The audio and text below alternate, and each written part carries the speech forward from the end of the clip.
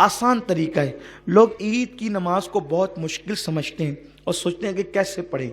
आसान सी बात है, हमने 2 रकत नमाज पढ़नी है और उसकी नीयत इस तरह करनी है, नीयत की मैंने नमाज ईद उल फित्र वाजिब अदा करने की, वास्ते अल्लाह के मुँह में रख काबा शरीफ की तरफ, पीछे इस इमाम के 6 तकबीरों के साथ।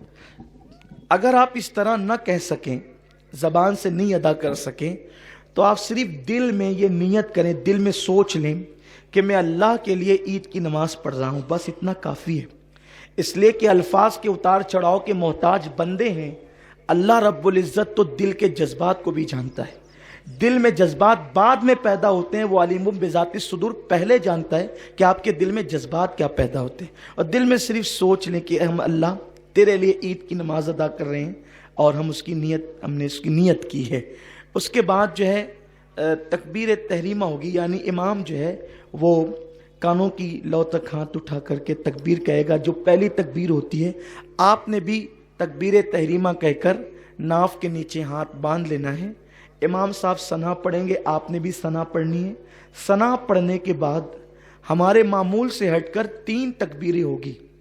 उन 3 तकबीरों में हमने करना ये है कि पहली तकबीर में कानों की लौ तक हाथ ले जाना है और छोड़ देना है, और दूसरी तकबीर में भी कानों की लौ तक हाथ ले जाकर छोड़ देना है, और तीसरी तकबीर में कानों की लौ तक हाथ ले जाकर हाथ को बांध लेना है। 2 तकबीरों में हाथ छोड़ देना है और तीसरी तकबीर में हाथ को बांध लेना है। उसके बाद किरात होगी, रुकू सुजूद होंगे, फिर दूसरी रकत के लिए हम खड़े होंगे तो किरात होगी, और जब किरात मुकम्मल हो जाएगी तो अब 4 तकबीरें होंगी।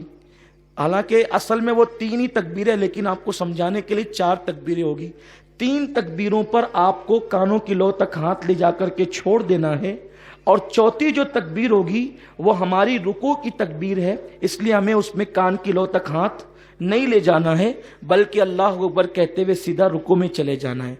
आसान सी चीज़ है कि पहली रकत में भी 3 तकबीरें हैं और दूसरी रकत में भी 3 तकबीरें हैं जो ज़्यादा हैं, लेकिन पहली रकत में किरत से पहले 3 तकबीरें हैं और दूसरी रकत में किरत के बाद 3 तकबीरें हैं।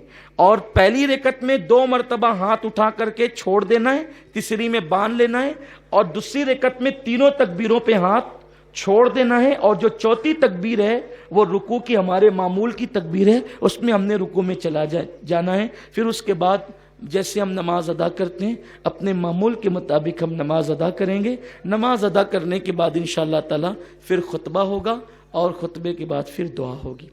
अल्लाह ताला फजल फरमाए।